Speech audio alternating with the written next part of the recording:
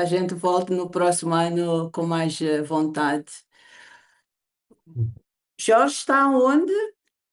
Eu estou em Nairobi. Como é Nairobi? Qual é o tempo? Aqui, Nairobi não é assim uma cidade de muito calor, comparado com Moçambique. É uma cidade, podemos dizer, uma temperatura amena, não é? Bastante verde. De manhã faz assim um pouco frio, pode estar assim, por exemplo, a 18 graus, assim.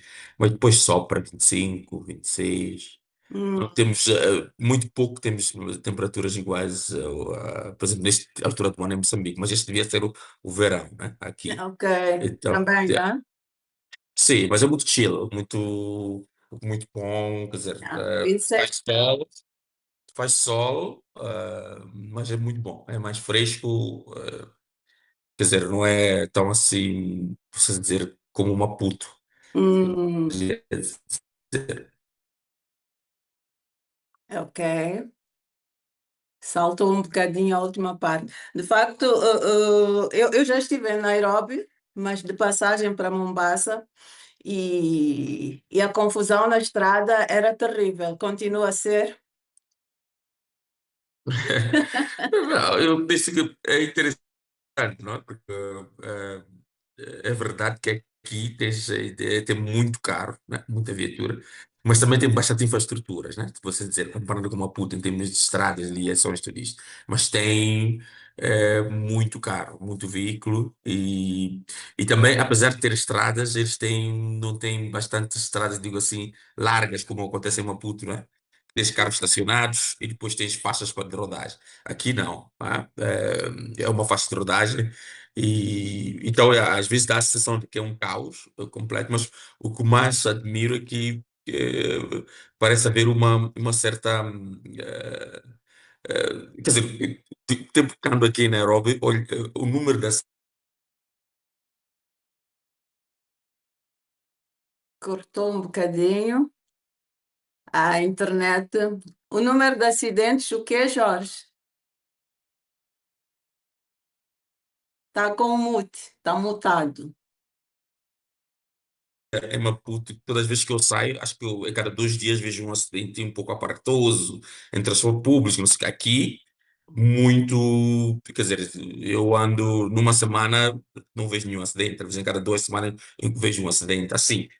Hum. Então há apesar do caos, parece ser um caos, mas há uma certa disciplina de como se tratam os motoristas para poder fazer ultrapassagens. O que mais me assustou é a ultrapassagem à esquerda, não é?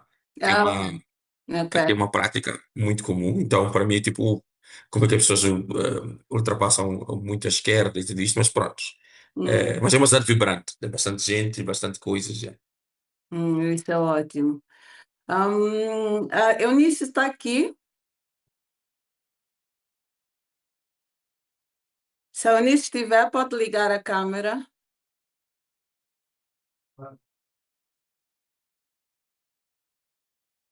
Olá, bem-vindo.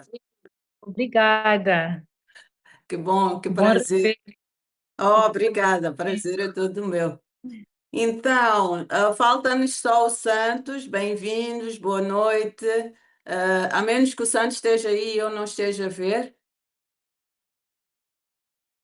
Entretanto, estávamos a falar um pouco, eu nisso, sobre o trânsito em Nairobi, que é para mim é uma confusão. O Jorge diz que não é, que temos mais acidentes em Moçambique que em Nairobi. Não sei, eu não sei, tenho a sensação que é um caos.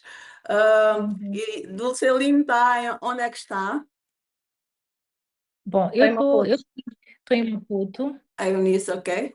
Boa. estou em casa. Era suposto estar no estúdio a esta hora, mas infelizmente estou com amigdalites, então não pude Oh, estar a oh, aproveitar esta semana, desde oh. sexta-feira. Ok. Obrigada por estar aqui e espero que melhore logo. Nem imagino a dor das amigdalites. É terrível. Por acaso já estive em Nairobi também, e uma das marcas que Nairobi deixou em mim foi exatamente o trânsito. O tráfego é horrível. Também acho. O Jorge acha que não, mas eu também acho. Uhum. Dulceline, como é que vai? Está tudo bem, Ana? Tudo bem? Boa noite a todos. Boa noite. Muito bem, este é o nosso último, estava a dizer que esse é o nosso último café do ano, ou assim, ou da vida, não sei, não é? Porque a nossa vida é sempre muito dinâmica, mas eu estou muito contente de estar aqui e também gosto muito da perspectiva dos budistas, de que nada é permanente, tudo está em constante mudança, e então não vou pedir mais do que o agora, né? Que é o agora é o presente e é isso que é um presente e é isso que nós precisamos de aproveitar. Muito obrigada, Eunice. Eu sei que deveria estar para além das amigdalites, não é? Deveria estar no telejornal, no estúdio, como disse. Obrigada por estar aqui, obrigada a todos por darem este tempo, oferecerem este tempo para nós falarmos sobre saúde e segurança e bem-estar no local de trabalho, que isso é um tema que importa não só a mim, mas a todos nós, e o fato de vocês estarem aqui mostra um compromisso muito grande com o bem-estar no trabalho e não só. Acredito que quando nós promovemos locais saudáveis no trabalho, também promovemos bons locais de trabalho em casa. Em casa e na comunidade. Eu disse bons locais de trabalho, é que eu estou nervosa e eu não sei porquê. Deve ser porque eu estou entre amigos e às vezes misturar trabalho com relações de amizade é um pouco complicado. Mas é um prazer muito grande estar aqui. Obrigada mais uma vez por aceitarem este desafio. E eu sei que estou em segurança também, não só convosco, que estão aqui à frente, mas também está muito apoio ali, aqui a participarem neste evento.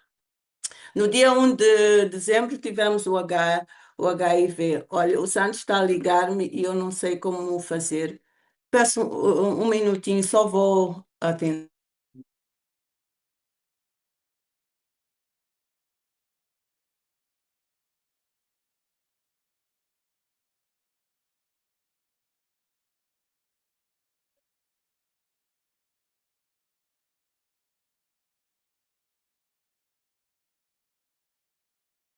Às vezes as comunicações falham, obrigada pela vossa paciência.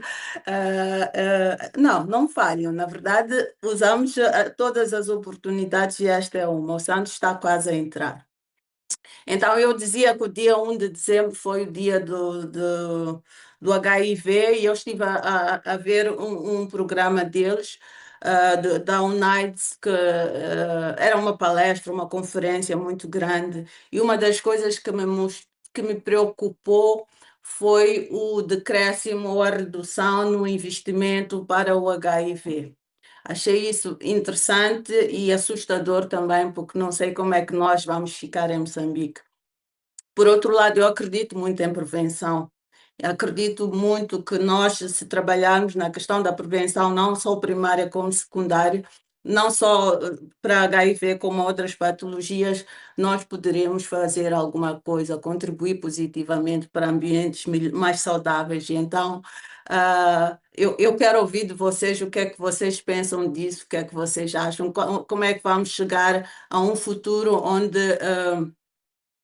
estas questões das doenças crónicas, não só o HIV, mas também, olha, o Santos já entrou, não só o HIV, mas também outras patologias, ah, como é que nós podemos viver com elas e viver de uma forma positiva?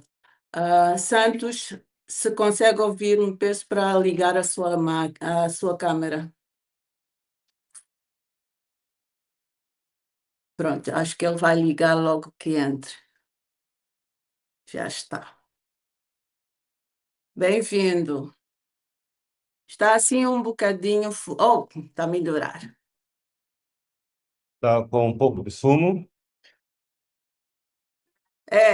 Mas já está a melhorar. Bem-vindo, Santos. Muito Estamos mesmo obrigado. a começar. E então, estava a fazer uma breve introdução sobre a questão das doenças crónicas e o fato de terem reduzido o investimento para o HIV, para o tratamento. Estranhamente, esta manhã também vi um post a dizer que estão a usar antirretrovirais para fazer pintos crescerem. Enfim, a Eunice, que é de jornalista, ela deve saber algumas coisas, mas não é disso que vamos falar.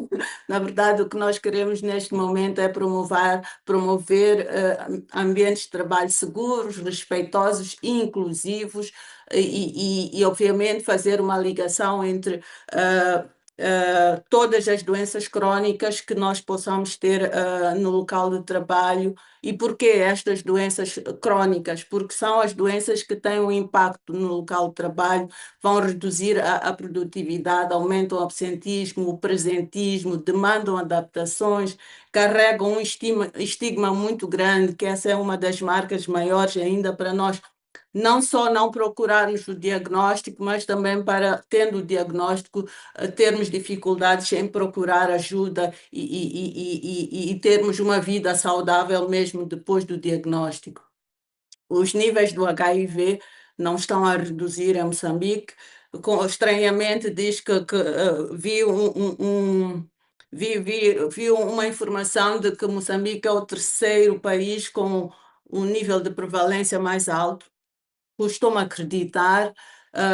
Também ouvi a nossa primeira-ministra dizer que 2,4 milhões de pessoas estão afetadas, 44 mil pessoas morrem anualmente de HIV, tem um grande impacto na força de trabalho. Temos a diabetes, né, com uma alta prevalência em 3,8% da população e temos também 25,3% de pessoas a viverem com hipertensão. Lembrando que nem todas as pessoas vão fazer o diagnóstico também e nem todas as pessoas gerem bem a sua patologia. Também o cancro, que é uma das áreas que a Dulceline tem estado a promover e a falar muito nos seus podcasts, né? O cancro também está a causar 17 mil mortes, 26 mil novos casos por ano, não é? E é a segunda causa de morte na idade produtiva. Se pensarmos na saúde mental, então aí é complicado, porque a saúde mental, para além de ser subdiagnosticada, está igualmente ao HIV, está envolta em muita estigma, muitas preocupações. Temos, por exemplo, 7,3% da população com ideação suicida, não é pouco, e temos pessoas a viverem com depressão em 6,2% da população. Bom, para eu não falar sozinha, vou agora acolher-vos da seguinte forma: como é que vocês estão? Já estivemos a falar um bocadinho sobre isso, mas ainda assim, como é que vocês estão e como é que este tema vos encontra, não é? E por que é que acham que é um tema relevante? Quem é que quer começar? Eu escolho o voluntário. Vou começar pela Eunice.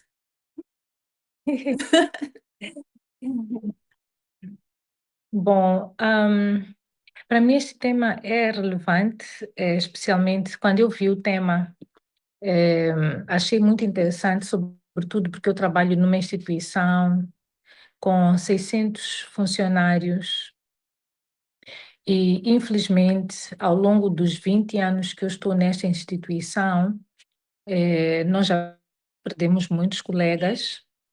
E normalmente as pessoas pensam que a vida na Terra termina na velhice. É o que normalmente a esperança que se tem. Então, quando se vê gente partir um pouco mais cedo, isso cria uma comoção maior quando nós sabemos da perda de alguém, da morte de alguém. Então, ao longo destes 20 anos, eu assisti muito isso, nós assistimos de uma forma geral muito isso. E a maior parte dos colegas que nós perdemos é mesmo por doença. E pronto, não importa fazer referência ao tipo de doenças, para os casos que nós sabíamos, mas parte considerável, por exemplo, são pessoas que desenvolvem doenças por causa dos hábitos de vida, né? Hábitos de vida não saudáveis. O alcoolismo, que infelizmente, em algum momento foi muito frequente, agora já não, mas houve uma altura que infelizmente assistíamos muitos colegas, portanto, no álcool, a consumirem bastante álcool e por via disso também a desenvolverem algumas doenças e que, infelizmente, levaram à morte de boa parte deles, não é? Muito Gente muito obrigada. jovem que acabou perdendo a vida por isso. Mas também percebi e achei muito interessante o tema. Eu até disse, meu Deus, até parece que a Ana conhece o trabalho que eu já fiz na minha instituição, que foi começar a desenvolver algumas festas, não é? Alguns eventos sociais, que era para nós criarmos um ambiente de trabalho, uma relação entre colegas que fosse mais saudável. Porque às vezes, numa instituição grande, numa instituição como a nossa, em que o produto final é conjunto de ações de um coletivo, não é? Às vezes já há rivalidades, há muitas guerras que surgem, porque um não sabe ultrapassar, não sabe até onde é que termina a fronteira do seu trabalho, então depois começam a surgir muitas rixas, e parecendo que não, eh, as mágoas também provocam doenças, também provocam, Uhum. pronto, doenças tanto mentais, e assim também já provou isso, mesmo doenças físicas. Então, uma das coisas que eu fiz na altura, quando eu percebi que havia muitos colegas que não se falavam, foi começar a organizar festas. E nessas festas, por exemplo, nós fazíamos troca de presentes que eu manipulava, entre aspas, fazendo os colegas que não se falam coincidirem entre si. Oh, uau, ok. E durante o tempo que durou foi bom, porque o ambiente de trabalho melhorou muito, começou a haver muito mais cooperação, e parecendo que não, este ambiente positivo, nós passamos a maior parte do tempo no nosso trabalho. E quando a pessoa está ali com a mente positiva, com o espírito positivo, com força, com energias positivas, isso também traz benefícios para a sua própria saúde, não só mental, como emocional e até física. Então, a importância deste tema para mim tem vários Tem várias sentidos. vertentes, sim. Muito Exato. obrigada. Ok. Uhum. Dulceline. Obrigada. Obrigada, Eunice. Uma vez mais, boa noite, Ana, boa noite a todos. Boa Eu noite. já quero agradecer pelo convite. Para mim é um privilégio estar aqui esta noite, num espaço criado com tanto propósito para discutirmos temas que tocam diretamente a vida das pessoas. E pronto, e é por isso que para mim faz todo sentido estar aqui. Obrigada. Boa. Obrigada. Jorge. Sim, mais uma vez, boa noite a todos e todas. Eu estou a usar uma sala cá de cima, então às vezes o sinal às vezes vai e volta, apesar de ter boa internet, mas sempre às vezes oscila. Espero que estejam a ouvir, quando estão a ouvir, por favor, digam. Ahm, eu gosto do tema, sempre temas que têm a ver com relações de trabalho, relações humanas e que tem a ver em como nós podemos ser objetos e também agentes de mudança. Sempre são temas que a mim me atraem bastante. Porque não só pelo nível pessoal, né? Sou uma pessoa muito que envolvi-me em muitas coisas e que muitas das vezes nos últimos anos tenho tentado refletir mais em como estas coisas que eu me envolvo, até que ponto é que elas poderiam ah, engrandecer ou tornar-se, ou tornar-me talvez uma pessoa muito mais difícil de lidar com ela, não é? Então, esses temas também são importantes. Segundo, é que durante muito tempo trabalhei liderando pessoas e processos. Então, tudo isso também tem um impacto enorme, porque quando lideras pessoas, o teu maior capital seria o capital humano que tu tens ali para ter. Então, como motivar, como fazer com que as pessoas possam dar o melhor delas, não como só funcionários, né? Não como coisas, mas também como pessoas. Então, são temas interessantes. Muito bem, obrigada. Santos, last but not least. Muito obrigado, Ana. Boa noite a todas e todos.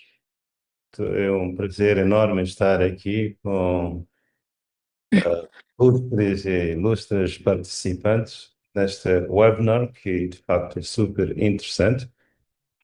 Sobretudo no mês de dezembro, o mês que nos recordamos que o HIV ainda é um problema e quando falamos de doenças crónicas, uma dessas doenças, muito relacionadas com a saúde sexual e reprodutiva, que é a área em que eu trabalho, é o HIV, portanto, e outras infecções sexualmente transmissíveis. E aqui recordar que quando falamos de doenças crónicas, nos referimos àquelas doenças que podem, ou a condição de saúde que persiste durante um período, mas que podem ser controladas, mas não sendo curadas. O HIV é uma destas doenças que nós podemos controlar, mas não podemos curar, por enquanto, pelo menos, não é? E, por outro lado, o tema sobre o bem-estar, portanto, eu sou consultor, psicólogo organizacional e tenho trabalhado bastante nos últimos anos com a Ana, inclusive, nesta área de bem-estar para diversas empresas aqui em Moçambique. E então achei um tema muito interessante, sobretudo porque liga o meu trabalho formal e o meu trabalho informal fora. Portanto, acho isso muito interessante. Obrigado. Pois, muito obrigada. Então, isto aqui estamos a ver que há uma ligação entre o pessoal e o profissional, não é? E o que torna o tema muito, muito relevante. Eu vou correr um bocadinho e agora quero apresentar as pessoas que estão aqui neste nosso último café. Quer dizer, apresentar o perfil, né? Porque vocês já se apresentaram. Eu estou com um frio, então dá a impressão que eu estou mesmo a tremer. Ignorem, façam de contas que não estão a ver, ou façam de contas que estão a ver conforme, mas é que é mesmo, não sei se é o frio do nervoso ou é o frio aqui do sítio onde eu estou, mas estou com frio. Pronto. A Dulce E é Lindemann tão frio hoje, a temperatura está bem alta, né? é, aqui está a 10 graus, Eu gosto, mas fio de estágio.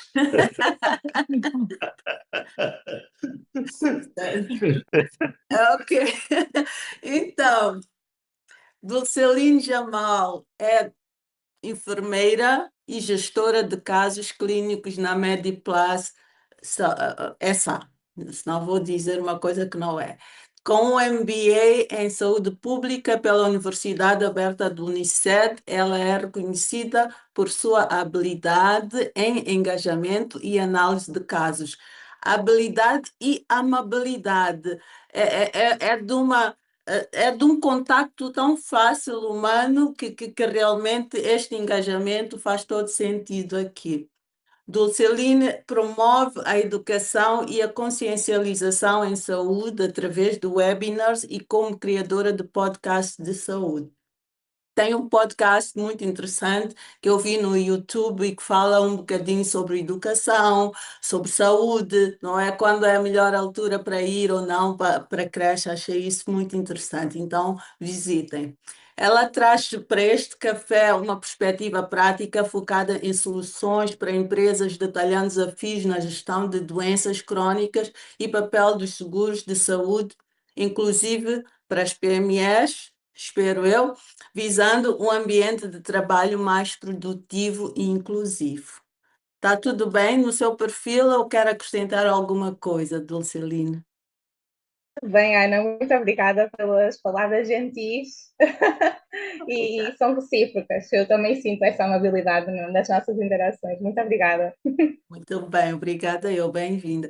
Eunice Matavel, eu me lembro dela que começámos a caminhar muito pequeninas ali da escola para casa, não é? E transformou-se neste ícone da comunicação, a trabalhar na TVM há mais de 22 anos. É jornalista, ela tem um mestrado em saúde pública pela University of Witwatersrand, concluído em 2018. nós quando falamos em jornalistas ou quando vemos uma pessoa na televisão durante tantos anos, não temos ideia que também possa estar nas áreas de saúde ou em outras áreas. É interessante como temos esta tendência a olhar para as coisas e a simplificar. Então, ela é da área da saúde pública também e traz a este café a sua expertise para humanizar a discussão sobre doenças crónicas no trabalho, esclarecendo o impacto do estigma e a importância da consciencialização para os ambientes mais empáticos. E, aliás, já fez aqui uma breve apresentação e este jogo para juntar os colegas que às vezes estivessem desafindos. Eu tenho que dizer que não combinamos isso, mas Eunice também é decoradora de eventos ou coordenadora de eventos. Já vi no Facebook eventos muito bonitos organizados por ela. Quer dizer mais alguma coisa, Eunice? Bom, acho que a Ana já disse tudo. Coincidentemente, tenho o evento, a minha equipe está a montar um evento para quase 2.000 pessoas hoje, Oh, uau! Oh, uau! mas quando terminar este webinar, acho que vou me esforçar para dar uma espreitadela e ver como é que as coisas estão hoje, é que não pude ao longo do dia. Mas em relação à abordagem relacionada ao tema, relacionada à saúde, está tudo bem. Talvez só acrescentar que também, tal como os outros colegas que aqui estão, portanto, convidados, ao longo de 5 anos também dirigi na TVM, depois de 5 na televisão Miramar, que é onde eu comecei a trabalhar, um projeto relacionado à saúde, que chama-se Defesa da Vida. Na TVM chamava-se Defesa da Vida, que era muito orientado para reportagens com pessoas afetadas pelo HIV, tanto doentes, portanto, vítimas da doença, como pessoas que convivem com doentes, portanto, seropositivos. E é graças a esta experiência de 5 anos na direção deste projeto e programa que eu lancei até então o único livro que eu tenho, que é Retalhos da Minha Vida, em que eu conto várias histórias de forma um pouco descontraída e um pouco cômica também, com um pouco de humor, mas com muitas lições. Conto experiências que eu fui acumulando ao longo desses 5 anos que eu viajei pelo país todo a recolher e conhecer e divulgar histórias de pessoas vivendo e convivendo com doentes de HIV/SIDA. Fantástico. Eu tive uma participação especial. Eu li o livro e estou à espera da sequela, porque realmente ficaram ali algumas questões que precisam de ser respondidas. Posso escrever. Pronto, como estão a ver, eu estou aí por ordem alfabética e agora é o Jorge. O Jorge é um líder estratégico com mais de 20 anos de experiência em saúde e governança em África. É ex-diretor nacional do IPAS Moçambique e atualmente está em frente ao Observatório de Cidadão para a Saúde, uma organização sem fins lucrativos que visa fortalecer a participação pública no debate sobre o setor de saúde em Moçambique.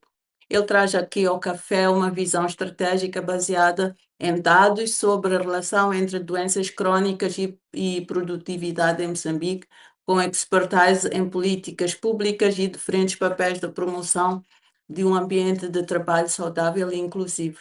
Tenho que dizer que como o Jorge já tinha dito, ele esteve no Aro Juvenil, esteve em várias atividades de mobilização e ativismo e também escreveu um livro de poesias. Ou tem mais, Jorge? Mais alguma coisa que queira acrescentar aqui no perfil? Jorge está aí? Não, em princípio não. Acho que é tudo. Muito Obrigado. bem, obrigada. E vamos para o Santos. O Santos, nós estudamos juntos, fizemos o tronco comum em psicologia, depois ele foi fazer organização, eu fui fazer clínica e depois voltámos a encontrar-nos a fazer o mestrado em gestão de recursos humanos. E ele é o diretor executivo da Modefa, desde 2015, com ampla experiência em gestão estratégica operacional, lidera iniciativas em saúde sexual e reprodutiva, focando em advocacia, mobilização popular, educação sexual e capacitação institucional. Tem um doutoramento pela Atlantic International University e um mestrado em gestão estratégica de de recursos humanos pela Politécnica. Santos traz ao café a sua experiência em gestão estratégica, saúde e desenvolvimento institucional, focando em advocacia e governança para discutir como a cultura organizacional impacta o bem-estar e o manejo de doenças crónicas no trabalho. Também não irei referir que eu tenho um livro, não é, do Santos, que fala sobre o associativismo. Eu não disse que eu tenho esse livro, mas, mas alguma coisa queira acrescentar, Santos? Não, eu não queria acrescentar, eu queria retirar. Diga. Eu tenho o mestrando, o doutorando, não o doutorado. Ok, pronto.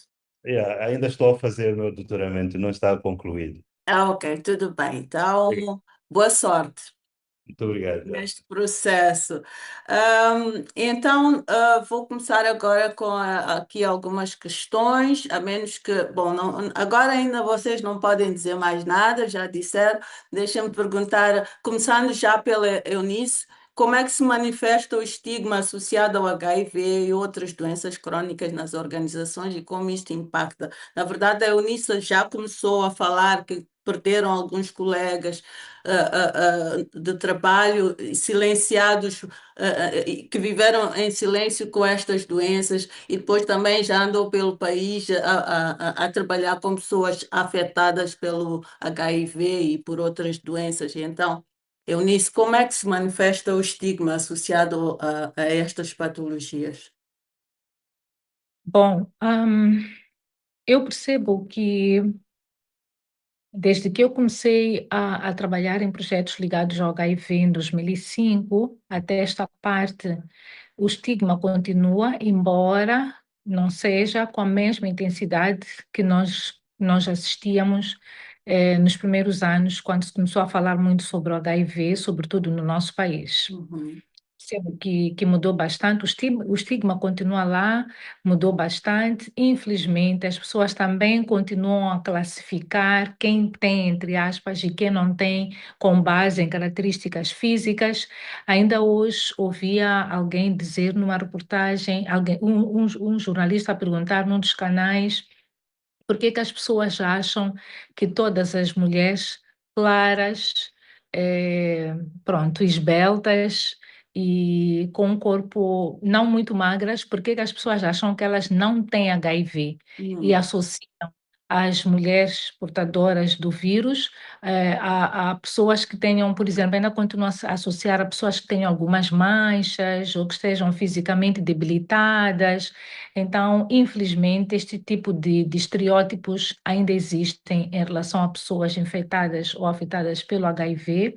Infelizmente, ainda existe também a ideia de que uma pessoa infectada por HIV é uma pessoa que leva uma vida boêmia e quando nós já se divulgou muito sobre as formas de transmissão do HIV, as vias pelas quais a pessoa pode ser infectada pelo HIV, mas infelizmente há alguns estereótipos que ainda prevalecem e o estigma também prevalece entre as pessoas. Já tive situações, por exemplo, de ter pedidos de ajuda de uma pessoa que estava doente, porque ela não quis revelar o que ela tem e porque também a pessoa tem esse direito, não é, de preservar informação que considera íntima.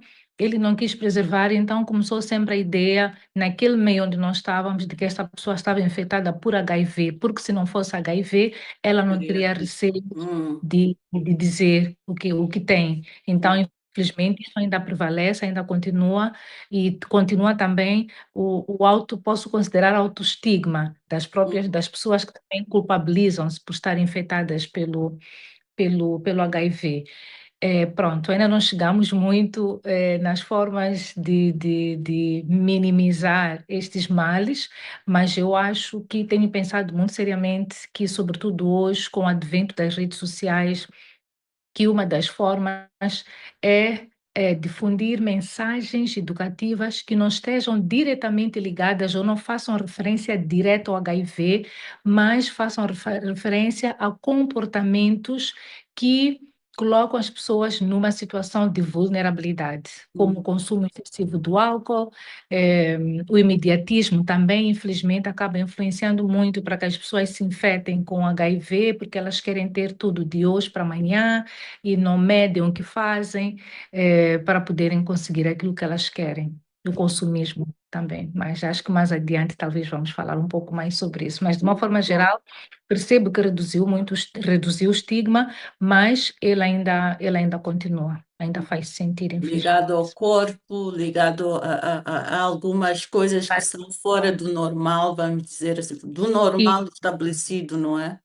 Exatamente. Exato, e que temos Mesmo que em relação atacar os fatores.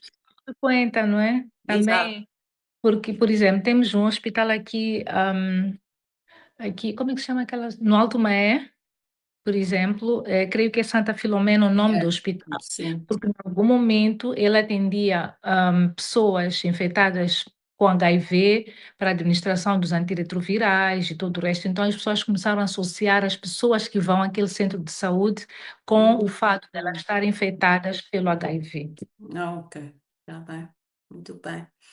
Muito bem, é interessante isto e também gosto muito da ideia de atacarmos os fatores que promovem, digamos assim, as infecções, do que propriamente divulgarmos o nome. É uma ideia que eu depois quero ouvir a ideia dos outros, se concordam, se não concordam, vamos ver.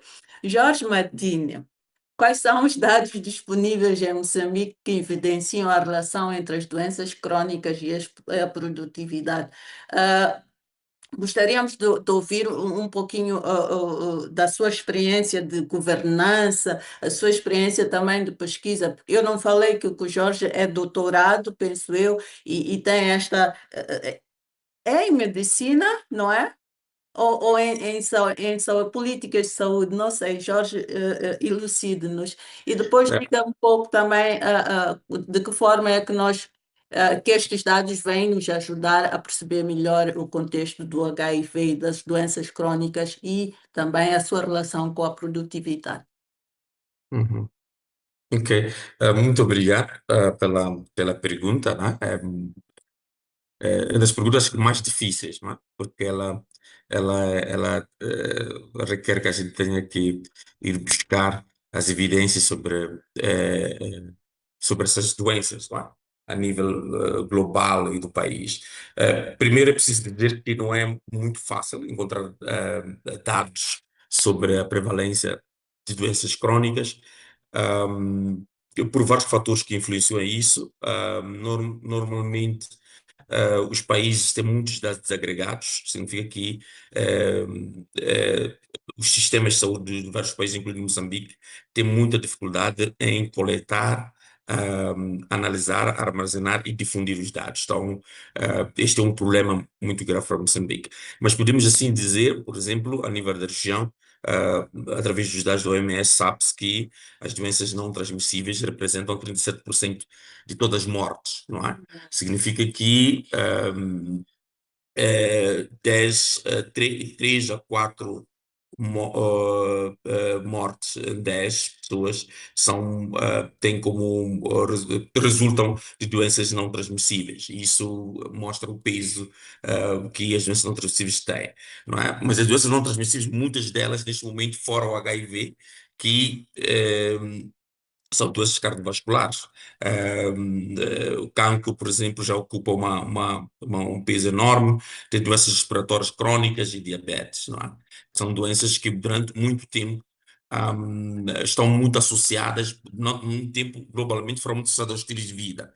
O mais essencial é que essas doenças não são doenças que mudam o espectro, não é? Há doenças que você pode falar, doenças que resultam da pobreza, e depois que era muito muito estigmatizante em Moçambique, mas depois vê-se que grande parte das sociedades modernas tem um peso dessas doenças cardiovasculares, cancros, doenças respiratórias e diabetes, como por exemplo o caso que aconteceu com a questão da Covid, não é? Tem sociedades muito mais protegidas em termos de sistema de saúde, em termos de imunidade e em termos de alimentação, né? De estilo de vida das pessoas, também foram aquelas que foram mais atingidas no respiratório. Então, hoje em dia, a questão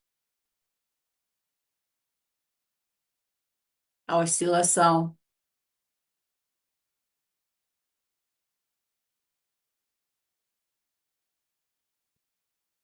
eu dizer que a questão da pobreza, ela já não aparece como a questão principal na análise da discussão dessas doenças não transmissíveis globalmente. Isto é muito importante. Então, apesar de nós, a nível do país, sermos um país que temos ainda um alto nível de estigma, mas globalmente essas doenças hoje não atingem o pobre ou a pessoa que vem de rendas baixas, já são tão conhecidas globalmente. Então, isto para mim é bastante importante, é um dado importante. A outra questão é a questão da prevalência da multimorbidade, não é? Significa que as pessoas têm duas ou mais condições crónicas. É o caso, por exemplo, nós, do HIV, ou o caso da hipertensão e diabetes, não é? E esta multimorbidade, ela, pelo menos dessas 37% das mortes globais, não é? Estamos a falar que ocupa 10% deste grupo. Então, significa que dessas quatro mortes que temos em cada 10 pessoas, duas é sobre multimorbidade, significa que ou tem hipertensão e diabetes, tem HIV e outra doença respiratória, tuberculose e outras. Não é? Então, esta é uma questão muito importante. A outra, dados importantes, é que a prevalência da hipertensão a nível de na região, e na região subsaariana, é de 48%, não é? E destes, de 48%, 20% é que estão provocados por obesidade, não é? Significa que o aumento de peso, que também tem muito a ver com questões de nutrição, porque a questão da obesidade, no caso da África, não tem muito a ver com a questão das pessoas não fazer exercício, porque uma região que muita gente tem que andar a pé, toda a gente caminha, os transportes não funcionam. Então não é como você pode canalizar a mesma coisa que acontece em países, por exemplo, do primeiro mundo. Então, o que é que está acontecendo em Moçambique? Em Moçambique, nós tivemos um primeiro inquérito, que este foi feito em 2024, que é a ICRONICA, que foi feito pelo Instituto Nacional de Saúde, que foi dos primeiros estudos sobre a questão das doenças não transmissíveis, que foi feito em população adulta de 18 a 69 anos, que tentou estudar a prevalência, não é? Um, e desses dados vieram que 29%, as doenças não transmissíveis são responsáveis por 29% das mortes em Moçambique. Isto é importante, mostra o peso. Significa que eu falei aqui da prevalência global, que é de 40, quase 40%, 42%, depois temos esta em Moçambique de 29%, 37% em Moçambique. Em Moçambique também nós estamos a seguir o padrão regional, o padrão subsaariano. Temos o peso aproximadamente quase um terço, 30%, isso pode mostrar. Mas os dados são muito limitados, não é? Ok, Josh. De uma forma geral, os dados têm impacto nas organizações? É visível? Sim, é visível, porque, como disse, estamos a falar de um peso de quase 40%, significa que na força de trabalho, estamos a falar que em cada 10 funcionários que possas ter, quatro funcionários poderão, de uma forma leve ou grave, estarem expostos ao risco de doenças não transmissíveis. Então, isto mostra um peso enorme. Então, o que é que muitas das vezes nós temos identificados em organizações, não é? Nós temos primeiro é a redução da capacidade funcional. Nós temos que. Só o fator emocional da pessoa ser diagnosticada com uma doença não transmissível, não é? Seja cardiovascular, diabetes, ele, em termos de capacidade, em termos de energia, em termos de concentração, ele já não tem essa capacidade. Então, diminui muito a capacidade de realizar tarefas, sejam elas físicas ou cognitivas, e isso faz com que esse trabalhador, por exemplo, seja mais lento, seja menos atento e promova muitos erros em termos de trabalho, não é? Devido à fadiga e outras coisas. Depois, o absentismo, que é um fenômeno que em Moçambique parece que podemos assim dizer, um problema nacional, não é? Porque o absentismo, quer dizer, quem fala de Moçambique sobre o setor público, aqui se vai falar, qual é o problema do setor público? É a ausência de funcionários, eles nunca estão lá. não é? Hum. Mas o absentismo, ele é uma característica enorme do peso de doenças, Uma doença sejam elas crônica, emocionais, psicológicas ou físicas. É uma doença crónica, não é? assim mesmo. Depois temos o presenteísmo, que já falaste, que é muito caro para as empresas, porque o trabalhador está, ele marca ponto, mas ele não produz com Hum, aquela capacidade que se quer. hum. Então, significa que as empresas têm muito menos capacidade de manter o trabalhador, apesar de o trabalhador estar lá, a empresa não produz. Muitas vezes as empresas vão à falência, é muito mais fácil que a empresa possa reduzir a força de trabalho. Depois, outra coisa é que são as pessoas com doenças crônicas têm muita apetência ou há uma reforma antecipada, não é? Ou por incapacidade laboral, porque produz menos, às vezes diz, "Epá, eu já atingi mais ou menos, estou quase a pedir reforma antecipada, porque como eu não só produzir, vou ser mandado embora. Então eu tenho que fazer alguma coisa. Não é? Então a pessoa corre muito para pedir uma reforma antecipada e também porque ele sente que mesmo que ele saia daquela empresa, terá menos capacidade de encontrar um novo emprego devido à sua doença crônica. Então ele pede a reforma antecipada. O grande problema para Moçambique é o sistema, não? O sistema para aceder à reforma antecipada é muito difícil e requer vários exames que são muito mais caros, que é muito difícil o trabalhador recorrer a isso, não é? E, por último, é preciso também entender que, no caso de Moçambique, tem uma grande economia informal, é onde o peso das doenças não transmissíveis é muito mais forte, porque 80% das pessoas trabalham no setor informal, as pessoas não têm seguro, não têm proteção social, a doença implica a perda imediata de emprego, de rendimento, reduz a capacidade de assistência familiar, aumenta a pobreza e a vulnerabilidade internacional. Então, outra questão muito importante, normalmente quando a gente está a fazer clínica, quando vem um paciente, nós fazemos duas coisas. Fazemos uma amnésia clínica, fazemos uma amnésia social. E normalmente na amnésia clínica queremos ver qual é a influência em termos de, de genética, não é? Por assim dizer, e na amnésia social queremos ver até que ponto os estilos de vida e de organização podem ter influência nessa doença. Mas se olharmos para as questões da pobreza e da vulnerabilidade intergeracional por doenças não transmissíveis, esta questão de dizer que só fazer, ficar só para a amnésia clínica não é suficiente. Descartar, por exemplo, tem alguém em tua casa com diabetes?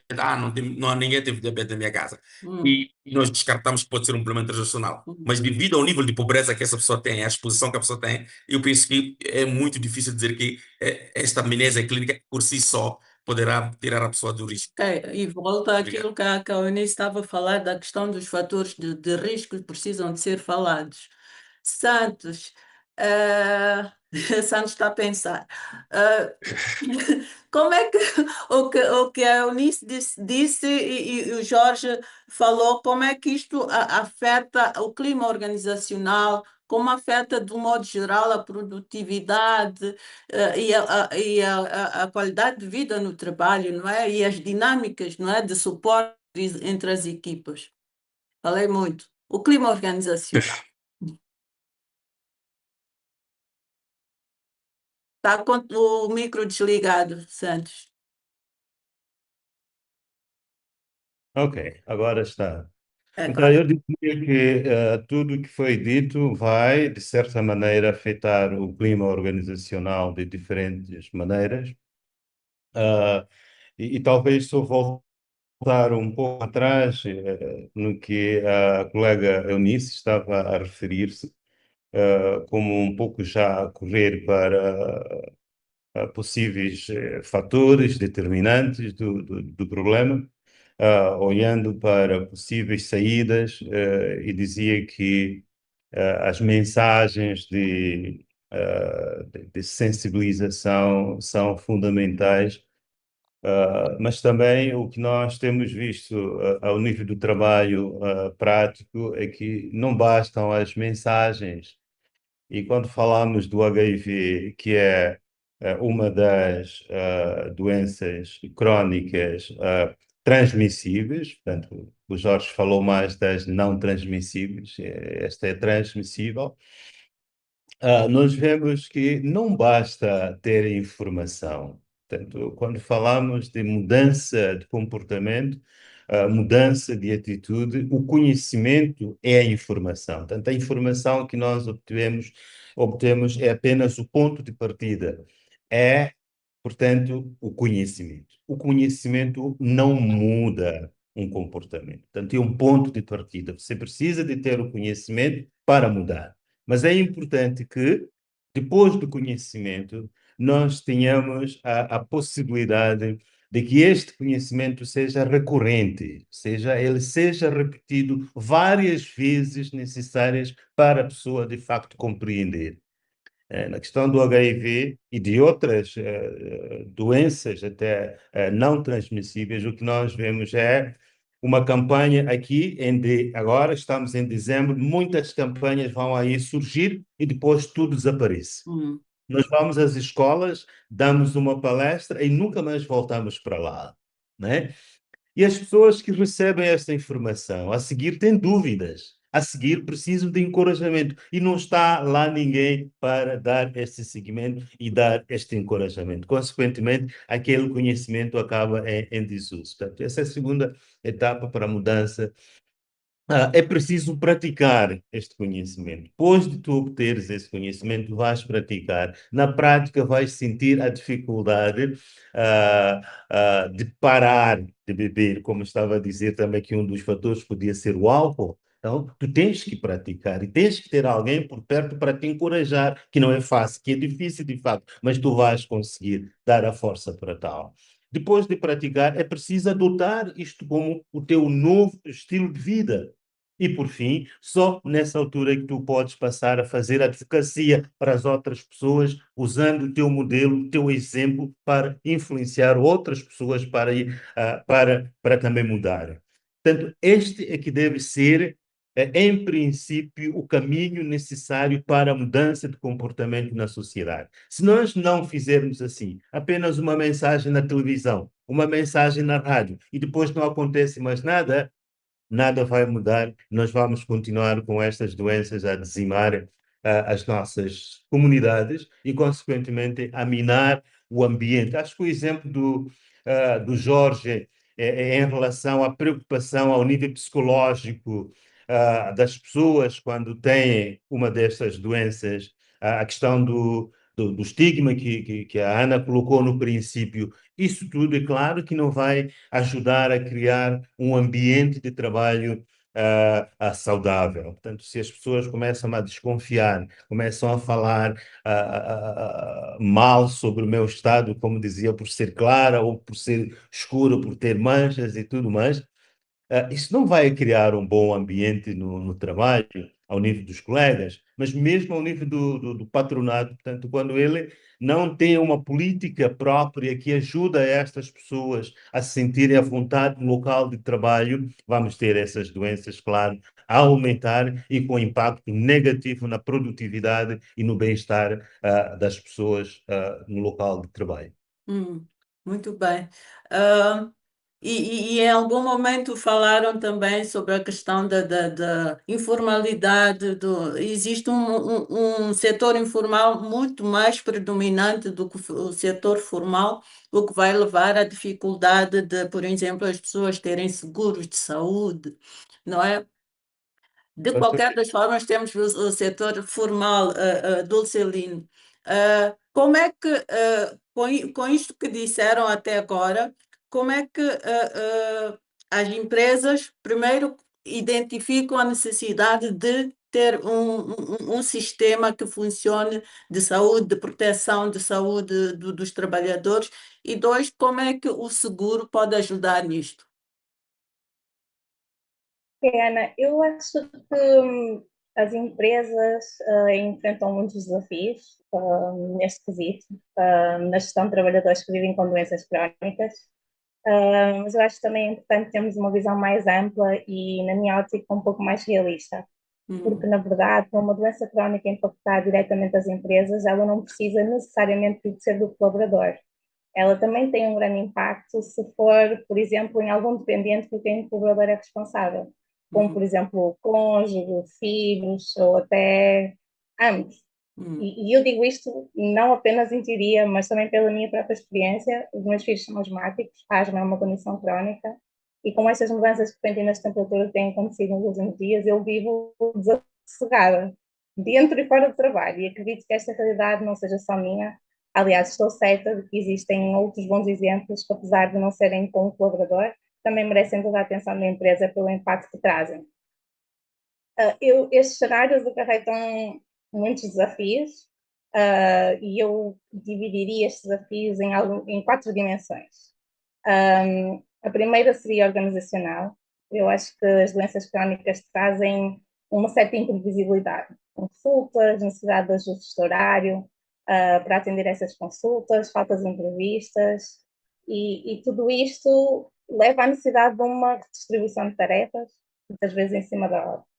E já agora, a este propósito, eu acho que as empresas precisam de políticas claras, como já se falou aqui, processos consistentes e sobretudo, equipas de recursos humanos realmente preparadas, com conhecimento técnico também sobre saúde, porque é importante, de modo a que possam criar essas políticas e processos, sim, para proteger a produtividade dos seus colaboradores, mas com sensibilidade pela condição humana, porque não é apenas sobre gerir ausências, eu acho que é muito mais que isso, é compreender o que está por detrás dessas ausências. Principalmente lembrando que estamos a falar de condições crónicas e essas ausências podem, de facto, ser frequentes.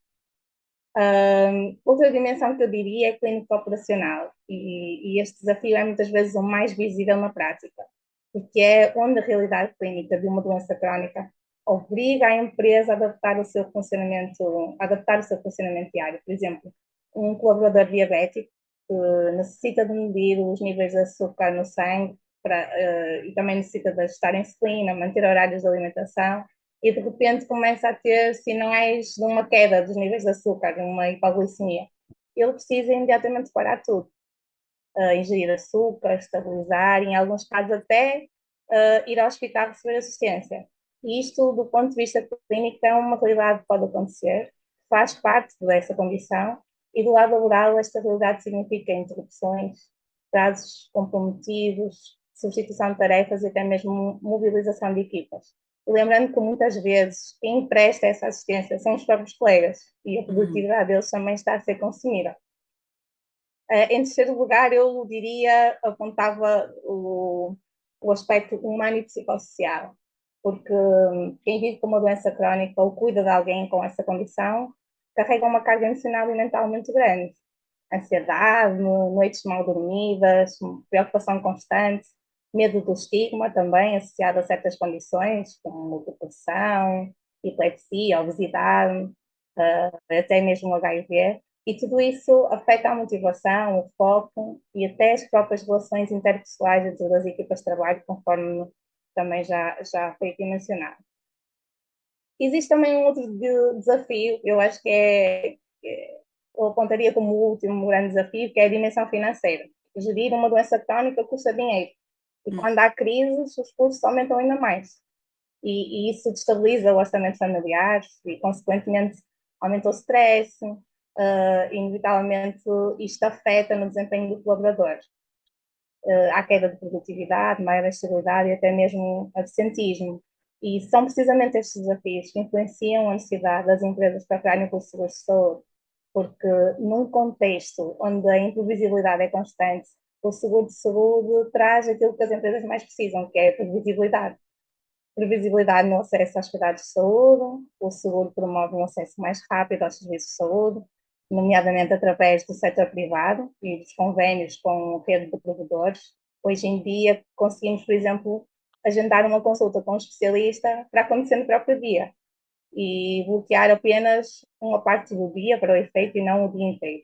E isto traz facilidade, reduz atrasos, diminui períodos de ausência, evita que pequenas situações também se transformem em grandes complicações. Até mesmo em casos de emergência, muitas vezes as apólices de seguro incluem transporte de ambulância, terrestre ou aérea, diretamente para o hospital com capacidade de resposta, garantindo assim um atendimento imediato e seguro dirigido por profissionais de saúde. E também trazem uma coisa muito importante, que é a previsibilidade financeira. Num sistema de saúde onde os custos podem ser elevados, o seguro-saúde dá ao colaborador e à empresa a segurança de saber que já existe de antemão o valor disponível para pagar pelas consultas, pelos exames, pela medicação, os internamentos e até mesmo nas situações de urgência. E isto protege o orçamento familiar e naturalmente reduz o stress do colaborador, o que impacta diretamente no seu desempenho. Eu diria, Ana, que hoje em dia, diante da condição humana, como já falamos aqui, 40% das pessoas em Moçambique têm doenças crónicas. As empresas procurarem um seguro de saúde para os colaboradores e dependentes é muito mais do que um benefício que lhes estão a dar, é uma estratégia de gestão, cuidado e de sustentabilidade organizacional. Muito bem, obrigada. Bom, então tenho que rever mesmo a minha política de seguros e correr para isso, não é? Para poder ter um seguro, um melhor seguro. Ah, Obviamente que precisamos também de rever a questão da informalidade, daquele que é vendedor, daquele que é, não é, que trabalha, as empregadas domésticas e por aí vai, não é? Como é que elas podem ter seguro, mas o tema não é sobre isso, o tema é como o seguro pode ajudar e falou muito bem. Volto a si, Eunice, pode nos dar exemplos práticos, aliás, já começou a dar alguns exemplos práticos que demonstram o impacto do assédio ou da falta de acolhimento em profissionais com doenças crónicas e como isto afeta a experiência de trabalho. Sim, como disseste, já tinha começado a falar, a partilhar alguns exemplos, como, pronto, parece muito pequeno, parece muito simples, mas as festas organizadas que eu fiz aqui referência Hum, também tinham como objetivo consciencializar os colegas, não é? Não era diretamente sobre assuntos ligados à saúde, falando os nomes das doenças, mas, como tinha avançado primeiro, trazer uma discussão ou trazer abordagens sobre comportamentos que colocam as pessoas numa situação de vulnerabilidade, não é? E um dos debates que nós tínhamos muito lá era sobre, por causa da colocação das camisinhas nas casas de banho, por hum, exemplo. Havia lá um debate de que as camisinhas deviam ser removidas nos dias das festas, porque alguns colegas depois iam aos lavabos e porque viam a camisinha, então depois já criavam algumas ideias, já criavam alguma apetência, sobretudo quando eles já estivessem embriagados. hum. Mas pronto, é Era um um debate, incentivo. exatamente, era um incentivo. E outra parte defendia que as camisinhas podiam até ser incentivo, mas a prática já tinha mostrado que, infelizmente, depois das pessoas alcoolizadas, elas não iam lá buscar os preservativos. Hum, Então, eu continuo a defender que trazer debates ou promover debates que toquem diretamente no comportamento diário, no comportamento corriqueiro das pessoas e que não seja necessariamente, por exemplo, dizer HIV ou diabetes ou isto e aquilo, continua a ser, eu acho que é uma boa estratégia, porque as pessoas têm de perceber. Bom, vou roubar mais alguns minutos para dar um pequeno exemplo que eu tenho dado às vezes aqui em casa ao pessoal que trabalha. Numa das vezes, a senhora, portanto, cozinheira, disse que achava que as pessoas que têm melhor condição financeira não tinham tantos azares quanto as pessoas que não têm boas condições financeiras. E ela tem um filho, quase da idade da minha filha mais nova. E eu perguntei à senhora se ela tinha vacinado o filho. Disse, algumas vacinas eu fiz, outras vacinas eu não fiz, porque dizem que isto, dizem que aquilo, porque na verdade o que faz com que a criança cresça saudável são as condições que os pais têm. Eu disse, então aí está uma das diferenças. Eu nasci, cresci, fui educada que nós temos que vacinar os nossos filhos, temos que cumprir os calendários e participar das campanhas de vacinação, temos que prevenir doenças, temos que ensinar os nossos filhos que eles também têm responsabilidade nisso, como lavar as mãos, sobretudo quando estiverem na escola ou em espaços que nós temos menos controle, não é? Incluindo em casa. Então, todos esses cuidados, que na verdade não têm necessariamente necessariamente a ver com as condições que nós temos, mas com o nível de conhecimento que nós temos sobre o que é saudável e o que não é saudável faz toda a diferença, e que isso não tinha necessariamente a ver com as condições que as pessoas têm materiais, mas sobretudo com o nível de conhecimento. Então, eu ainda continuo a acreditar que investir muito no conhecimento, investir muito para que as pessoas percebam as vantagens e desvantagens de escolher determinado caminho, tem uma influência muito grande também na sua saúde. E como estamos a falar no contexto laboral, também tem este contexto laboral. Pois existe uma questão muito, muito importante, eh, que eu vi, sobretudo um debate que eu vi durante as manifestações, que foi quando as pessoas não têm esperança sobre a sua vida, elas cuidam menos da saúde. E eu gostei muito dessa abordagem e pus-me a refletir durante muito tempo. E eu concordo com esse ponto de vista. Quanto mais esperança nós temos sobre a nossa vida, sobre os sonhos que nós temos, sobre aquilo que nós queremos construir, sobre aquilo que nós queremos conquistar, normalmente temos mais tendência também a cuidarmos melhor de nós, Hum. ainda que seja por aquilo que nós queremos conquistar, porque nós temos sonhos de um amanhã melhor.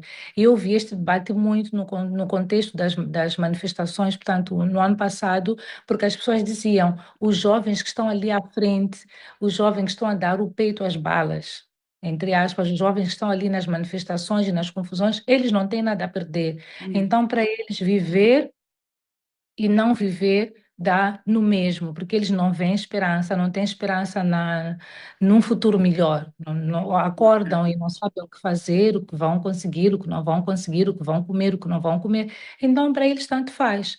E esse debate começou mesmo por causa do pronunciamento de um dos jovens participantes, que ele disse que estava ali porque ele quer defender o país, e para ele não importava estar vivo ou estar morto, porque vivo e morto para ele é a mesma coisa, ele não tem absolutamente nada. Então eu acho que eh, este trabalho de base, atacando estas várias vertentes que colocam a pessoa numa situação de vulnerabilidade, são válidas e muito importantes para que nós possamos prevenir várias doenças ou influenciar o comportamento das pessoas para hábitos de vida mais saudáveis e que as protejam de contraírem, de Eu, contraírem. eu gosto muito da perspectiva positiva da Eunice, não é? E eu vou aqui fazer um twist, né?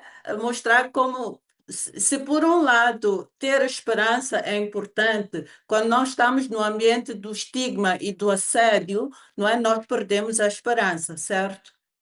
Sim, nós Sim. perdemos, nós perdemos a esperança, infelizmente. E eu acho que é muito importante. Eu costumo dizer que quando nós não nos poupamos e encaramos a verdade como ela deve ser, debatemos as coisas como elas devem ser debatidas, então nós ajudamos a dar passos para a melhoria de qualquer problema, de qualquer situação que nós estejamos a enfrentar. E debater, promover também esse tipo de debates e encarar isso no contexto do trabalho também é muito importante, que é para as pessoas terem dimensão real daquilo que acontece, daquilo que precisa ser prevenido, daquilo que precisa ser ultrapassado e realmente promover um bom ambiente de trabalho, porque também, como disse anteriormente e volto a repetir, nós passamos muito tempo no nosso trabalho, não é? Então, é muito importante que neste ambiente que se crie um ambiente saudável, aqui onde nós passamos boa parte do nosso tempo.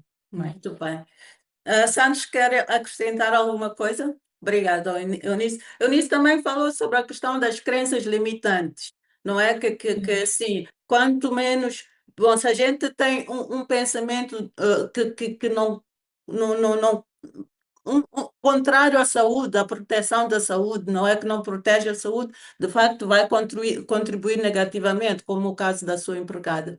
Santos, da sua assistente, não é? E Você deixe-me podia. roubar um segundinho só para dizer que eu gostei, anotei aqui, gostei muito de uma expressão que eu vi aqui que nunca tinha ouvido, já não me recordo de quem falou sobre amnésia clínica. Então Pois. já estou muito interessada para ir ler o que o Jorge falou, da amnésia clínica. Gostei, nunca tinha ouvido e já já estou muito curiosa para ir ler um pouco melhor e perceber exatamente o que é amnésia clínica. Fantástico, fantástico. Santos, quer acrescentar alguma coisa sobre isto das crenças limitantes, da questão do estigma e como isto vai impactar né, o ambiente de trabalho e que estratégias já podem ser implementadas para mitigar isso?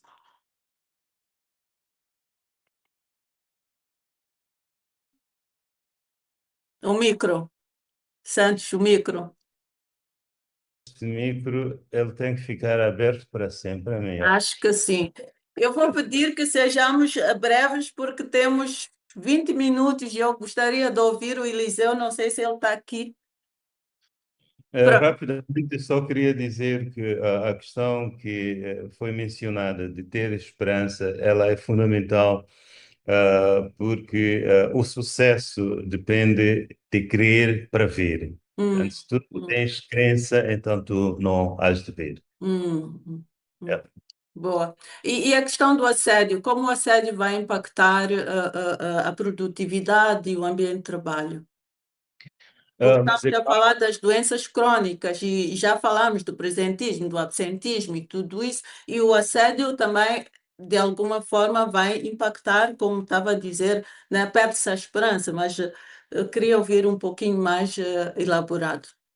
Sim, portanto, o assédio no local de trabalho, ele vai fazer também com que as pessoas não se sintam à vontade, porque o assédio está relacionado também com o bullying, não é? Onde as pessoas não se sentem à vontade, sobretudo com as suas lideranças, se olharmos para a questão da governação. Como é que eu lidero a minha organização, como é que eu uso o poder que eu tenho nas minhas mãos em relação aos colegas. E também, mais uma vez, frisar a Eunice, que dizia que no trabalho é o local onde nós passamos a maior parte do tempo.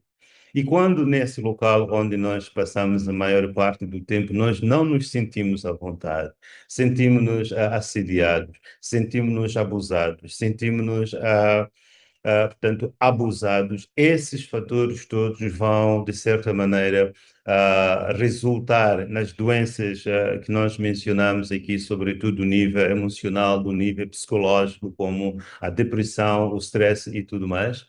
E claro que vai ter um impacto negativo na produção e produtividade, vai ter o impacto negativo no relacionamento entre as pessoas, entre os gestores e os seus colaboradores, e vão criar, de facto, um ambiente de trabalho tóxico para a própria organização e prejudicando a própria produção. Hum. E vai, obviamente, implicar na própria saúde física, que era um pouco aquilo que a Dulceline estava a falar, não é? Que vai afetar fisicamente, porque se eu estou num ambiente tóxico, estou estressado, vamos dizer assim, estou em stress, obviamente que vai reduzir um pouco a minha imunidade e vai fazer com que eu fique mais doente, que vai fazer com que eu produza menos, com que eu falte mais, não é? Então, isso só para dar o exemplo, quando nós ficamos depressivos, quando nós ficamos estressados, normalmente a tendência é fazer rugas, Hum. né? E ao fazermos rugas na cara, o nível de energia que nós gastamos para manter a nossa cara chateada durante todo o dia e com um sorriso como este que estou a ver aqui, é completamente diferente. Nós saímos do serviço completamente assim, sem nenhuma energia, porque não é fácil estar em frente do seu chefe, que esse dia, e manter a cara assim, tipo que você não está a gostar durante todo o dia. Hum. E vai criar várias doenças, de facto, como resultado disso. Ok. Antes de ir para o Jorge, que eu queria ouvir um pouquinho mais sobre a questão dos impactos das doenças crônicas na produtividade e também nas intervenções implementadas que funcionem, não é? Positivamente. Queria ouvir da Dulceline como os seguros de saúde podem apoiar tanto os trabalhadores quanto as organizações na gestão eficaz de doença, promovendo. Isso, aliás, a Dulceline já tinha falado um pouco, mas quer aprofundar mais? Sim, Ana, olha, Eu acho que o verdadeiro impacto do apoio dos seguros das empresas está na forma como os seguros de saúde podem transformar a visão da doença Hum, e vê-la como realmente ela é, que está associada à condição humana. hum, E isto tanto para o colaborador quanto para a organização. Primeiro porque os seguros permitem às empresas conhecer melhor o seu próprio perfil de risco, através, por exemplo, de estatísticas de utilização, tendências de consultas mais prevalentes, internamentos, estatísticas relacionadas também com as doenças crónicas, e de repente a empresa deixa de gerir casos isolados e passa a compreender padrões e necessidades reais. E talvez a rever áreas onde pode, por exemplo, ajustar horários, ajustar modelos de trabalho ou criar programas de apoio. E isto tudo torna a gestão muito mais estratégica, muito mais justa e muito mais humana. Depois, os seguros também introduzem algo que faz toda a diferença, que é o acompanhamento contínuo. Um colaborador, um dependente com uma doença crónica que recebe seguimento regular, tem menos crises, menos agravamentos e menos interrupções. Então, para a empresa, isso significa previsibilidade e para o trabalhador significa estabilidade, dignidade e também qualidade de vida. Deixa-me acrescentar Deixa-me acrescentar um ponto. Os seguros vão para as empresas e promovem mudanças de estratégia para, de facto, promover a saúde? Eu não tenho experiência. Pode contar uma experiência disso? Sim, porque, Ana, os seguros acompanham os segurados. Não é só uma questão, olha, está aqui um seguro de saúde e tu podes beneficiar dele. Para além de ter acesso a benefícios, tem acesso ao acompanhamento. Muitos seguros têm, por exemplo, programas de gestão de doenças crónicas, que é mais sobre isso que estamos aqui a falar.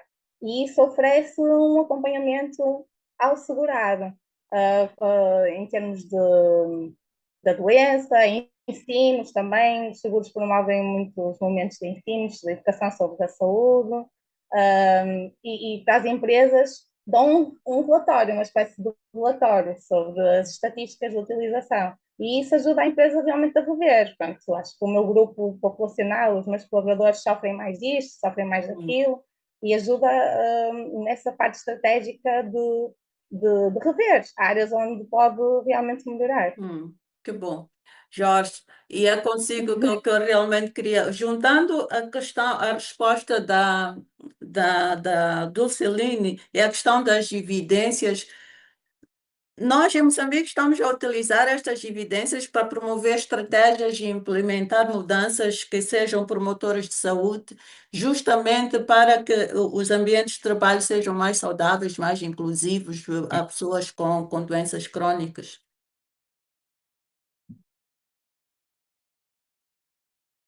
Dizia que penso que Moçambique melhorou muito. Penso que nos últimos anos temos discutido bastante sobre a questão das doenças não transmissíveis. Eu penso que o índice do suicídio e o índice do consumo de álcool, doenças provocadas pelo consumo do álcool, doenças, por exemplo, provocadas, casos de mortes provocadas por exemplo, doenças como diabetes, por exemplo, a crise que o sistema de saúde tem por exemplo, com a falta de medicamentos, as greves dos médicos, enfermeiros e a questão da Covid, por exemplo, levantou muito este debate, não é? Qual é o nosso problema de saúde, pois os graves problemas de saúde, porque, por exemplo, a grande preocupação, as doenças crónicas, muitas deles são doentes ambulantes, não é? Que não são os internados, não é? São aqueles que vão fazer o controle, por exemplo, do peso, o controle da hipertensão, vão fazer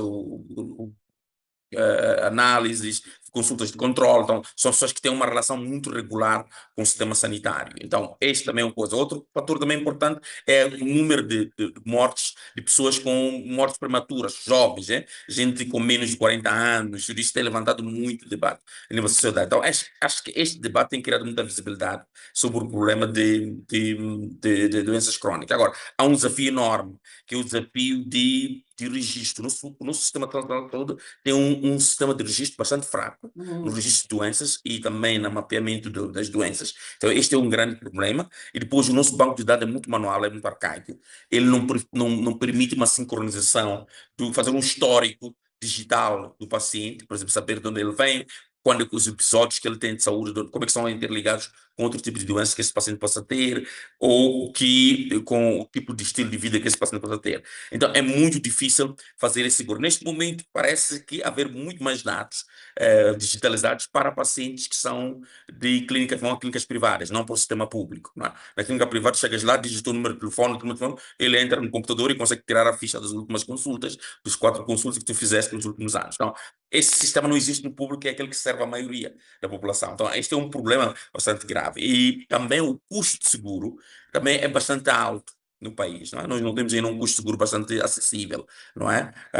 E isto tem muito para as pequenas e médias empresas, é muito difícil pagar o seguro para os seus trabalhadores. Normalmente são empresas do grupo A ou empresas que têm uma grande capacidade disso. As empresas pequenas têm muita pouca capacidade de fazer o seguro para os seus funcionários. Mas eu penso que a grande investimento tem que ser na prevenção, no rastreio, não é? Na prevenção, eu penso que é muito importante. Eu acho que há, neste momento, algumas práticas que Moçambique tradicionalmente usou, por exemplo, as brigadas móveis, as férias de saúde, são um grande exercício de rastreio e de atividades de prevenção. Eu penso que é preciso promover isso. A segunda coisa tem a ver com a revisão da política pública. Por exemplo, não se entende hoje por que as farmácias privadas, por exemplo, por exemplo, para medir, para fazer peso, não é? Para o peso, medir a tensão e por exemplo, para a criança, por exemplo, de 0 a 5 anos, para fazer o peso, para medir a temperatura, tem que se pagar 10 meticais, 15 meticais. Eu acho que isso não devia se fazer. Eu acho que há aquilo que as clínicas e os hospitais, clínicas e farmácias privadas deviam poder conseguir. Por quê? Muitas vezes, não, mas aquele é um serviço. Sim, é um serviço. Mas tu, acima de tudo, tu não tens capacidade de oferecer serviço a toda a gente. Então, essa é a responsabilidade social, mas isso significa o quê? Não é porque acho que não vão fazer de borla, significa que tens de fazer um cruzamento de subsídios, não é? Nas clínicas, nos serviços, por exemplo, você fazer desconto, em vez de pagar os 15% que estão a ser cobrados agora, ou 20 tal por cento pelo serviço, tu podes reduzir esse imposto e incentivar que a clínica faça esse investimento em rastreio, em doenças, em questões preventivas. Eu penso que é por aí que nós podemos sair na direção de doença de forma precoce. Eu penso que é preciso conjugar esse esforço. Eu acho que público sozinho não vai poder fazer. É preciso que o público e o privado estejam se juntando e possam fazer isso. A outra questão também é que as empresas de seguro têm muito pouco consultas preventivas, não é? Há muita pouca formação de consultas preventivas. Uma provocação para do Celine. Sim, então este é um grande problema. Eu tive vários casos de empresas, elas no início, quando querem um cliente, fazem, mas depois disso já é muito difícil manter esse serviço com qualidade. Então, muito dificilmente mantém uma qualidade como deve ser. Ehm, eh, e depois, outra coisa, imagina nós que estamos formados em saúde, medicina, e que estamos a gerir organizações que têm uma grande componente de recurso humano bastante forte, de gestão pessoal. Imagina empresas pequenas, com pessoal menos qualificado, isso é um dilema, ter acesso à saúde, a linha não fala, nunca dá resposta porque é que isto está incluso se não está, porque é que deve pagar o que não deve pagar. As clínicas também imploram isso por isso. Então, é um mercado que não está muito bem regulado. E também isto pode ter consequências, por exemplo, na forma como se perde a oportunidade para poder fazer o rastreio. Mas eu acho que, por exemplo, vi em Nigéria e vi em alguns países no mundo, em todos os mercados na Nigéria tem sempre alguém que tem uma banca que está a medir colesterol, não sei o quê, e cobra mínimo um meticais, 2 meticais, e são pequenos negócios. E isso tem evoluído muito na questão. Na informalidade, o setor informal só conseguiu fazer a venda de medicamentos. Não conseguiu evoluir um pouco na outros pacotes de serviços que serão Na questão importantes. da prevenção e dos rastreios, porque se calhar é porque não temos a cultura da prevenção. Sim, mas, por exemplo, por que em Moçambique não se cobra tanto caro para ter o teste de malária e o teste de gravidez? O teste de gravidez, podias cobrar, esse devia custar 2 meticais, 1 meticais, não é? Porque a tecnologia já está aí, é avançada, e permite, e aos poucos até, as pessoas já fazem, hoje em dia os seus telefones de pulso, não sei o que, já conseguem dar muita informação médica. Então, entende? Eu acho que é preciso haver uma discussão muito mais séria de como podes facilitar o acesso a dispositivos de saúde que permitem uma prevenção maior, não é? Se Tema puder, para outro café. sim. Ok, tudo bem. Agora vamos ver se alguém do público que está a participar quer fazer alguma questão. Ah, Olá,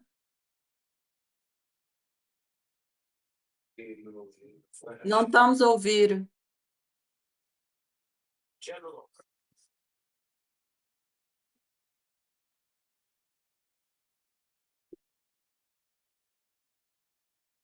Eu não estou a ouvir, mas sinto que alguém quer falar.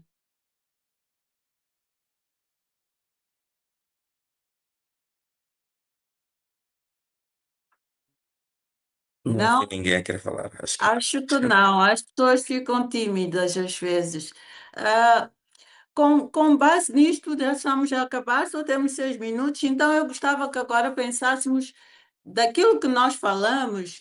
Se quisermos promover os ambientes saudáveis, queremos desenvolver cultura de prevenção, queremos reduzir o estigma no trabalho, que as pessoas olhem para mim e vejam que eu estou a faltar muito e possam aproximar-se e falar comigo, ou então não apontem o dedo só porque eu estou a emagrecer e a dizer coisas, por exemplo, como disse que é porque eu sou uma pessoa de má vida ou por aí vai. O que é que nós podemos fazer? Que tipo de estratégias é que nós podemos trazer? Desta vez vou começar pela Dulceline. E já agora pedi para também dar as últimas considerações. O que é que gostaria de deixar aqui, que não quer sair deste programa sem deixar? Ok, Ana, olha, eu acho que os seguros têm realmente um papel interessante e importante, e também lembro-me que aqui no início falou do que é que gostaria de ouvir para as pequenas e médias empresas, como é que as pequenas e médias empresas se podem integrar neste ambiente do seguro. Pronto, eu acho que é importante que estas pequenas e médias empresas reconheçam que têm perfis próprios e necessidades e limitações específicas. E por isso a otimização não deve começar no produto seguro, deve começar primeiro no conhecimento da população que vai ser segurada. Hum, E o primeiro passo é fazer uma pesquisa inicial sólida de quem são os trabalhadores, quais são as faixas etárias, os indicadores de saúde, por exemplo, o índice de massa corporal, a circunferência abdominal, a avaliação da tensão arterial e o estudo das condições crónicas que já existem e até o nível de literacia em saúde da equipe, eu acho que isso é importante. E quando o seguro é escolhido com base em dados reais e não em pacotes genéricos, ele torna-se mais eficaz e mais sustentável financeiramente. hum, E isto é fundamental, principalmente em empresas com um orçamento restrito. Eu acho que a partir deste diagnóstico faz sentido trabalhar em planos, por exemplo, modulares e personalizados, permitindo que a empresa contrate apenas o que realmente precisa. hum. E eu também acho que é importante falar sobre que é essencial negociar carências reduzidas ou inexistentes, sobretudo em coberturas essenciais ou relacionadas com doenças já identificadas, porque quando isto é negociado, o seguro, quando isto não é negociado, o seguro perde um pouco o sentido. Ajustar carências é determinante para garantir o valor real desde o primeiro dia. E o ideal é que a seguradora permita construir um pacote específico adaptado à dimensão da equipa, ao risco clínico e à capacidade financeira da empresa. Outro elemento essencial é a inclusão de programas de gestão de doenças crónicas que evitam crises e longas ausências, algo crítico para empresas pequenas, onde a ausência de um colaborador pode comprometer toda a operação. O acesso a seguros de saúde com equipas clínicas dentro da seguradora também é outra vantagem, porque também se pode apostar nas campanhas de prevenção, na educação para a saúde, sobretudo porque muitas pequenas e médias empresas não têm departamentos de saúde ocupacional ou equipas de recursos humanos capacitadas em saúde. E a equipa clínica de uma seguradora funciona como um braço técnico, orienta casos, esclarece dúvidas, recomenda especialistas e também apoia decisões com base em evidência, né, científica. Obrigada. Eu, por exemplo, sou licenciada em enfermagem com experiência profissional aqui em Portugal e hoje aplico precisamente esse conhecimento na análise de casos clínicos no setor segurador. Acho que oferecer uma cultura de seguro é realmente, a partir da realidade e não do catálogo, deixa de ser um custo e passa a ser um investimento de bem-estar, de Um continuidade e investimento, sustentabilidade organizacional. um investimento que funciona para a promoção de saúde. Eunice, o que é que É, tem a dizer? Obrigada, Dulceline. O que é que tem a dizer sobre isto? Que tipo de programas é que podemos investir para promover locais saudáveis? Bom, de uma forma geral, pronto, estaria a ser um pouco mais, estaria a ser repetitiva, mas, no meu ponto de vista, primeiro é criando, um ambiente de trabalho seguro. Um ambiente de trabalho seguro, em que as pessoas tenham consciência dos riscos que elas correm nesse ambiente de trabalho. É verdade que nós falamos de doenças crônicas, não falamos apenas de doenças, por exemplo, de origem laboral, posso assim dizer. Falamos de doenças crônicas de uma forma geral. Então, para mim, as pessoas terem consciência do seu nível de exposição para determinadas doenças ou para contraírem determinadas doenças é um ponto de partida muito importante. E depois criar também quando falo de ambiente saudável para o trabalho, também volto a enfatizar muito a importância do um ambiente interpessoal também saudável. Então, de uma forma geral, é isso que eu tenho aqui a partilhar. E como a Ana disse, para nós aproveitarmos a oportunidade para deixarmos as últimas considerações. Bom, levantamos aqui pontos bastante importantes. Do meu ponto de vista, a nossa conversa foi bastante rica. Quando a Ana disse que faltavam 20 minutos, eu disse, meu Deus, como o tempo voa. É como Mas, infelizmente, sim, já não temos mais tempo. Aprendi bastante com os outros integrantes da conversa, deste webinar. E, mais uma vez, obrigada mais uma vez pelo convite para partilhar um pouco da minha experiência na área de saúde. Obrigada.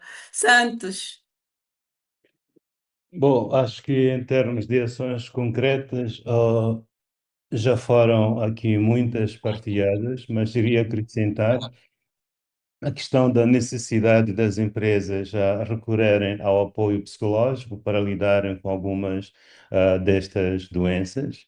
Portanto, a questão da promoção, a necessidade de promoção da saúde física e mental no local de trabalho. O envolvimento também participativo dos funcionários na vida da organização, sobretudo na tomada de decisões. Oferecer aos nossos funcionários a possibilidade do desenvolvimento e oportunidade de desenvolvimento e crescimento na sua carreira. Criar um ambiente no trabalho que seja baseado no respeito mútuo, isso é fundamental. Vindo da área de saúde sexual reprodutiva, também é fundamental promover a saúde sexual reprodutiva nas empresas, que vai nos ajudar a prevenir-nos contra várias doenças, incluindo o HIV, uma vez porque estamos esta semana a falar do HIV. Para o HIV, portanto, na prevenção, fazendo sempre uma ligação entre o HIV e a questão da sexualidade, ter uma abordagem positiva sobre a sexualidade, ligar a prevenção do HIV a questões do género nas empresas, isso também seria muito, muito importante. considerações finais. Uma consideração final, portanto, a agradecer por esta oportunidade, Ana, de trazer assuntos tão relevantes como este para o debate, e talvez da próxima vez fazer uma maior divulgação antes para termos mais gente a participar e aos participantes também que coloquem questões e apresentem as suas opiniões e tornar o evento mais dialogante e Obrigada. participativo. Obrigada, Jorge. O que é que tem a dizer? O que é que gostaria de deixar aqui? E Dulcelino também vai dizer, vai fazer as suas considerações. Não pense que se livra, mas queria ouvir o Jorge. Sim, obrigado, Ana. Eu penso que foi possível ver aqui uma relação direta entre as doenças não transmissíveis e a produtividade. Eu penso que é uma experiência muito de nós, pessoalmente. Várias vezes já tivemos preocupações, sejam elas de que forem, desde emocional, psicológico, físico, que tiveram um efeito enorme na forma como lidamos com o trabalho e com as pessoas ao nosso redor. Eu penso que a experiência de cada um de nós tem sido muito gratificante no sentido dessa empatia, não é? De compreendermos como isto tem afetado a nós e como poderá afetar.